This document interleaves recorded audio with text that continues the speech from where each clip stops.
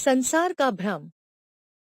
शूरसेन प्रदेश में किसी समय चित्रकेतु नामक प्रतापी राजा थे। उनकी रानियों की संख्या तो बहुत थी, किंतु संतान कोई नहीं थी। एक दिन महर्षि अंगिरा राजा के राजभवन में पधारे। नरेश को संतान के लिए अत्यंत लालायित देखकर उन्होंने एक यज्ञ कराया और यज्ञ शेष हविष्यान्न राजा की सबसे बड़ी रानी कृतद्युति को दे दिया। जाते जाते महर्षि कहते गए, महाराज, आपको एक पुत्र तो होगा, किंतु वह आपके हर्ष और शोक दोनों का कारण बनेगा। महारानी गर्भवती हुई।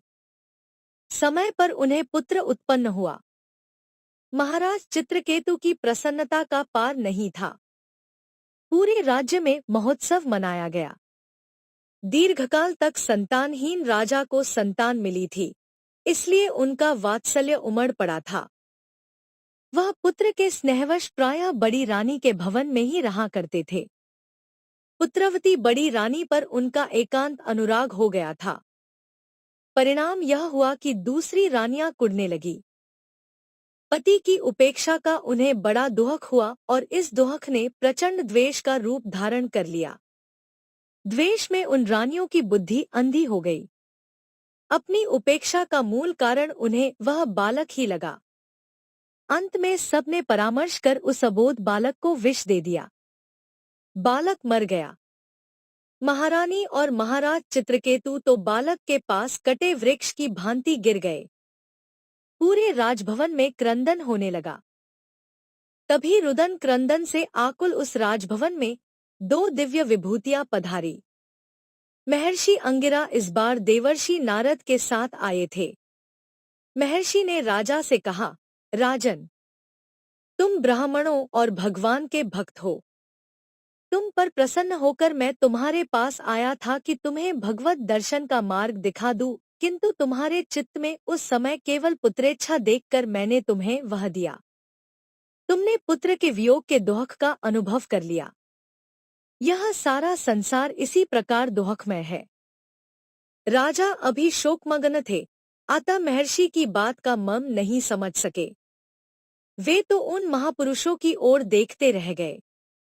देवर्षि नारद ने समझ लिया कि इनका मोह ऐसे दूर नहीं होगा। उन्होंने अपनी दिव्य शक्ति से बालक के जीव का आवाहन किया। जीवात्मा के आ जाने पर उन्होंने जीवात्मा से कहा, देखो, ये तुम्हारे माता पिता अत्यंत दुखी हो रहे हैं। तुम अपने शरीर में फिर प्रवेश करके इन्हें सुखी करो और राजसुख भोगो।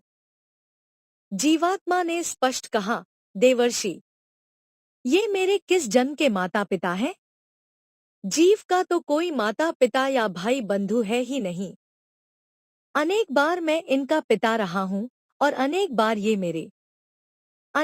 ये मेरे मित्र या शत्रु रहे हैं। ये सब संबंध तो शरीर के हैं। जहाँ शरीर से संबंध छूटा, वहाँ सब छूट जाता है।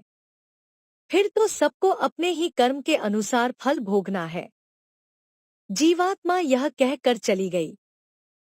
राजा चित्रकेतु का मोह उसकी बातों को सुनकर नष्ट हो गया। पुत्र के शव का अंतिम संस्कार करके वह स्वस्थ चित्त से महर्षियों के समीप आए। देवर्षि नारद ने उन्हें भगवान शेष की आराधना का उपदेश दिया, जिसके प्रभाव से कुछ काल में ही उन्हें शेष जी के दर्शन हुए और वे विद्याधर हो गए। कहानी समाप्त हुई। कहानी आपको कैसी लगी? लाइक या अनलाइक करें, कमेंट करें,